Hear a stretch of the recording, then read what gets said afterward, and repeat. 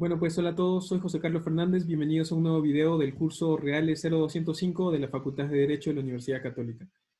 Hoy día vamos a tratar el tema de partes integrantes y de los bienes accesorios. Ya comenzamos por el primero, las partes integrantes.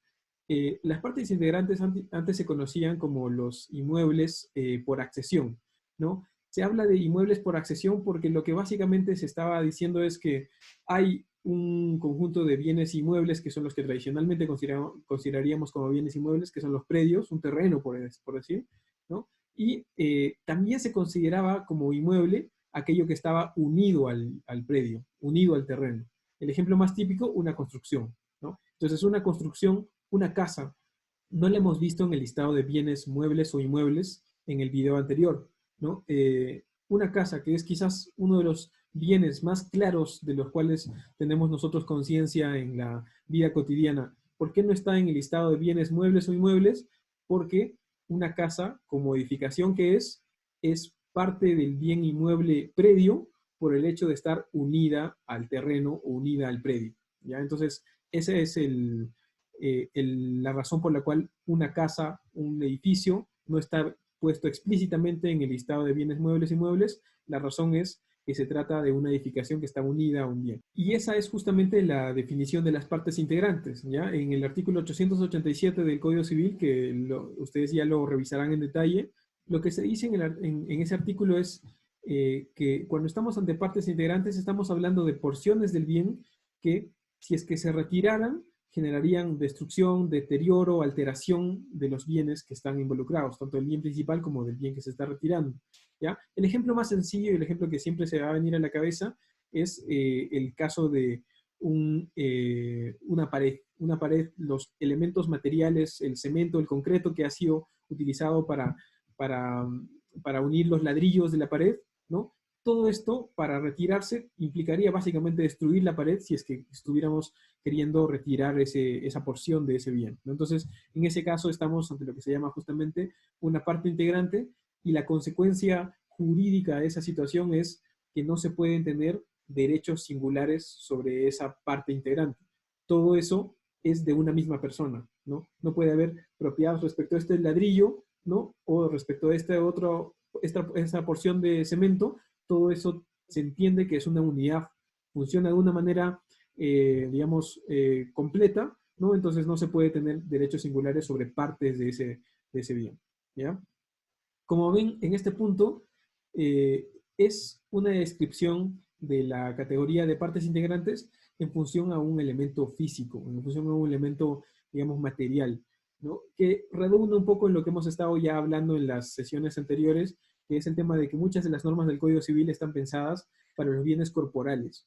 ¿Cómo funciona esto respecto de los bienes incorporales, respecto de los derechos? ¿No? Ya sería una suerte de aplicación analógica de empezar a distinguir qué bienes incorporales funcionan de una manera conjunta que hagan decir que forman parte de una unidad, ¿no? Y empezar ahí tratar de argumentar que hay o no la aplicación de la lógica de las partes integrantes, ¿no? Ese es el ejercicio que ahora o a lo largo del ciclo vamos a tener que estar haciendo siempre por el hecho de que nuestros listados de bienes muebles e inmuebles incluyen no solo bienes corporales, sino también bienes incorporales, ¿no? Entonces, para ponerlo un poco más en concreto, hasta en términos literales, esto que tienen en la pantalla es lo que sería un ejemplo de partes integrantes.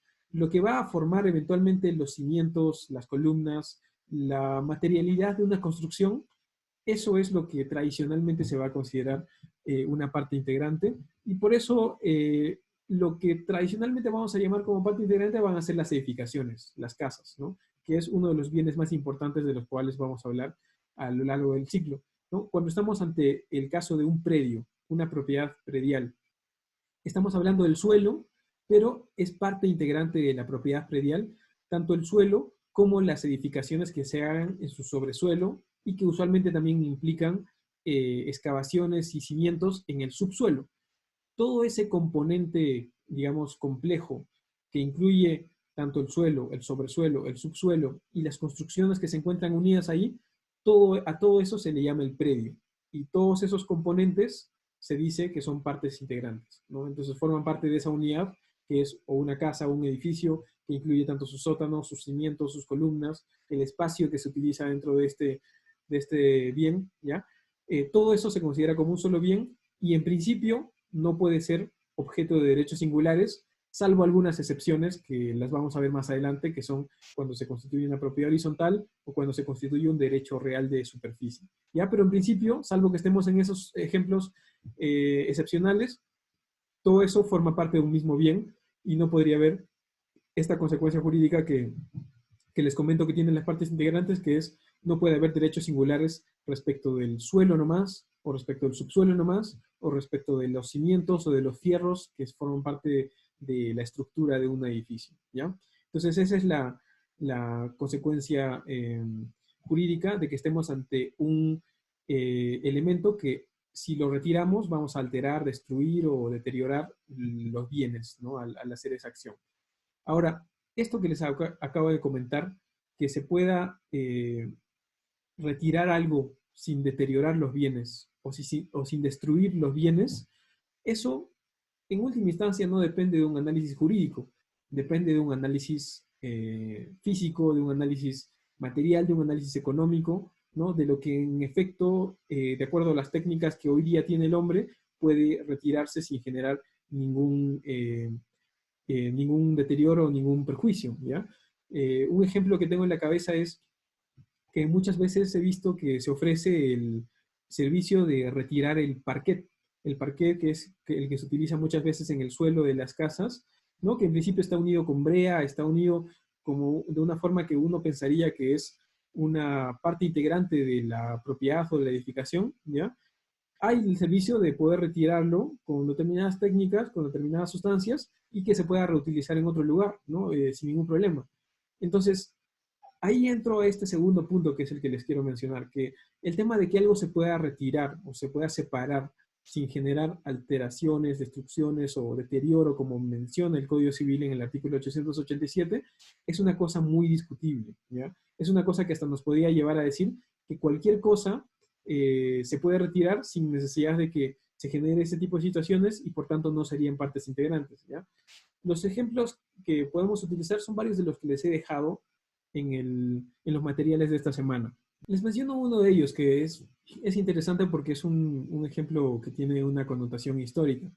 Es el caso del famoso Raising of Chicago, ¿no? A mediados del siglo XIX hubo un momento en que en la ciudad de Chicago había un problema tremendo de falta de alcantarillado y de desperdicios y restos que, digamos, estaban dejados en la calle, ¿no? Que es un poco lo que caricaturiza esto que les he dejado en los materiales, ¿no? Y ante esa situación, lo que hubo es un proyecto para generar un alcantarillado en la ciudad de Chicago, pero que implicaba aumentar el nivel de la calle unos cuantos metros, ¿no? Como en esos metros adicionales se iban a construir las tuberías, ¿no? Lo que se tuvo que hacer fue levantar también unos cuantos metros muchas de las construcciones que estaban en el centro de la ciudad, ¿no? Y en efecto eso es lo que está por ahí caricaturizado con gatas hidráulicas y con fuerza, digamos, de las personas.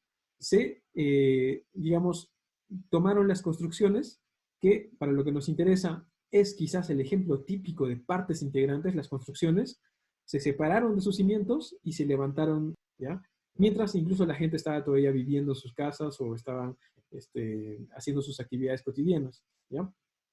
Incluso se llegaron a tomar algunos edificios y como ya eran viejos y estaban en una zona donde se quería hacer un edificio mejor, se movieron a las afueras de la ciudad a través de troncos, a través de jalarlos con animales, etc. Mostrando algo que, digamos, esto es en los años 1800, hoy día es algo que es completamente factible, que es el hecho de separar construcciones, ¿ya? De sus cimientos y o subirlas o moverlas de un lugar a otro, ¿ya? Esto lo menciono porque me es importante al momento de entender cómo es que funcionan las construcciones en una ciudad.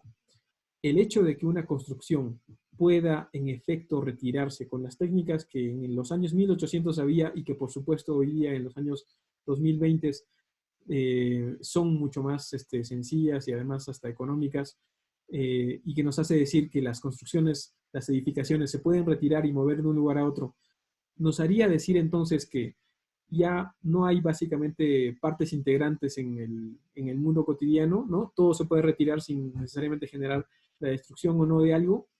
Y yo la respuesta que tengo a eso es decir que no, que en realidad, si bien en efecto esta cuestión técnica y material puede determinar que muchos bienes se pueden retirar sin generar ese tipo de destrucciones, yo creo que al momento de definir las partes integrantes, tenemos que incorporar algo del análisis de sentido común o de la forma en que vemos en la normalidad de la vida los bienes que tenemos delante de nosotros.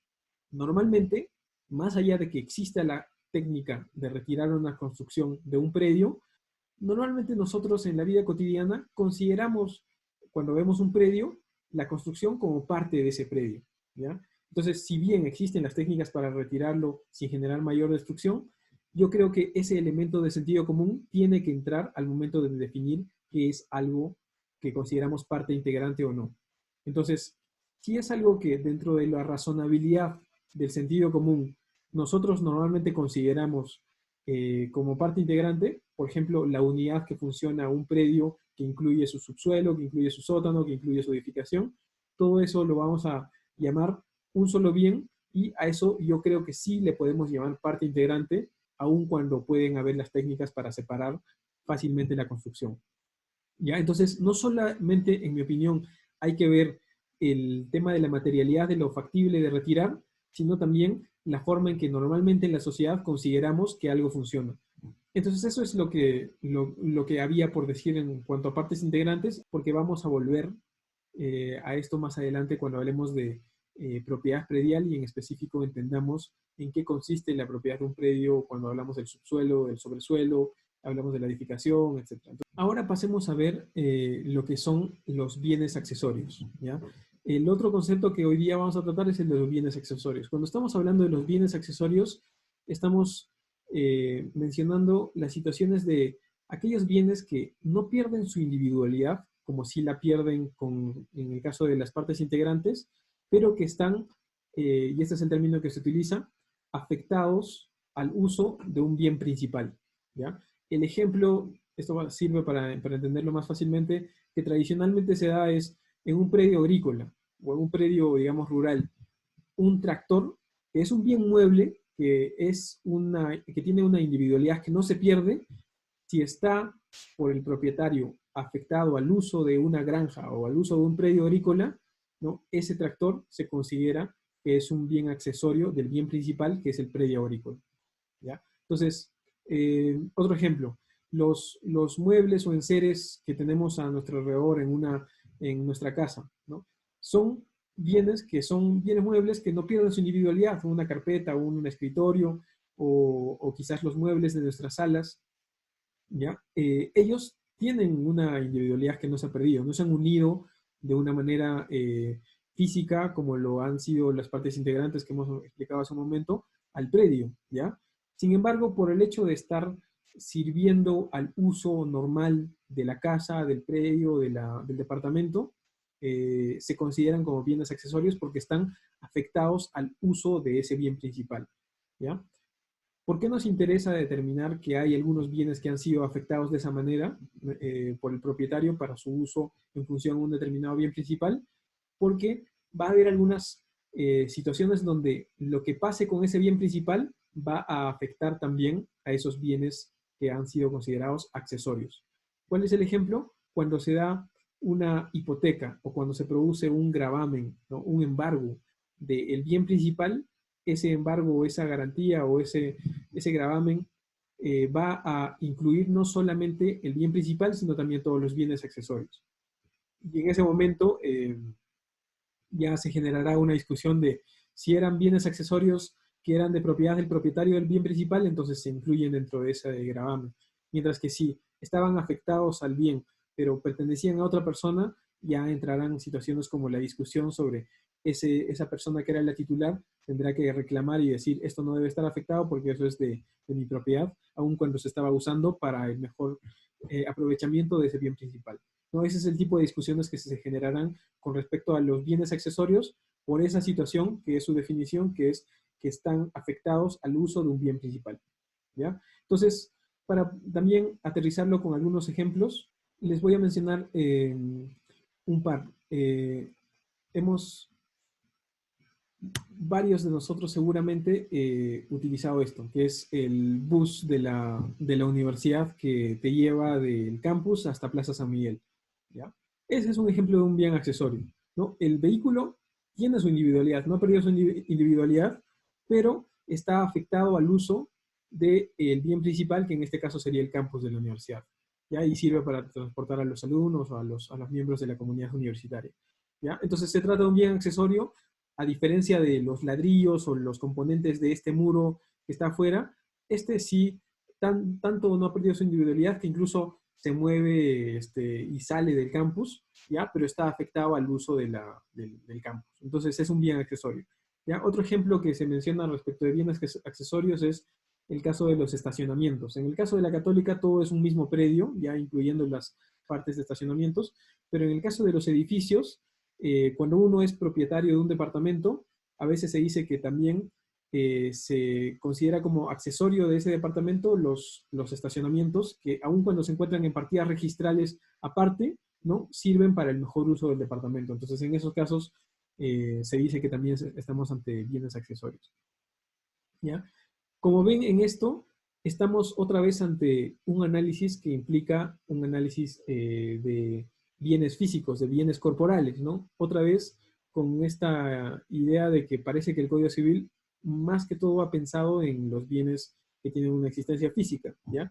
Sin embargo, puede que podamos tratar de nuevo, a través de analogías, a través de razonamiento, pensar en que hay algunas situaciones donde también podría haber ejemplos donde los bienes incorporales tienen ejemplos de bienes accesorios, ¿ya? El ejemplo puede ser justamente el de una mina, del cual habíamos hablado en el video pasado, ¿ya? La mina o incluso el derecho de propiedad que se tiene sobre una mina, que digamos es diferente a la mina es el elemento físico, el derecho de propiedad es un derecho real que yo tengo sobre este bien, sobre este lugar en específico, ¿ya? Podría decirse que es también un bien accesorio con respecto al bien principal, que es la concesión minera.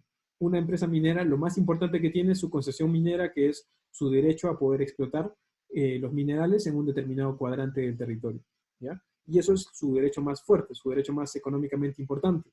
Y accesorio a eso podría considerarse que es el derecho de propiedad que ha adquirido el propietario anterior o ha adquirido de alguien para poder utilizar justamente ese espacio.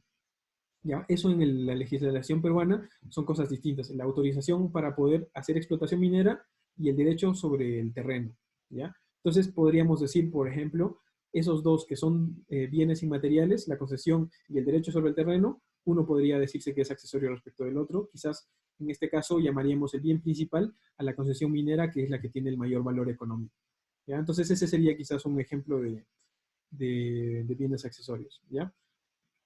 Entonces, eso es un recuento de estos dos conceptos, partes integrantes y bienes accesorios. Como les digo, es importante esa definición porque cada uno tiene sus consecuencias jurídicas. Las partes integrantes no pueden ser objeto de derechos singulares, todo pertenece a una misma persona, mientras que en los bienes accesorios, estos siguen la suerte del principal, pero no pierden su individualidad y en cierto momento podrían pertenecer a alguien distinto. Entonces, eso es todo lo que teníamos para hablar hoy día. Lo dejamos ahí, nos vamos a ver en el siguiente video, así que adiós.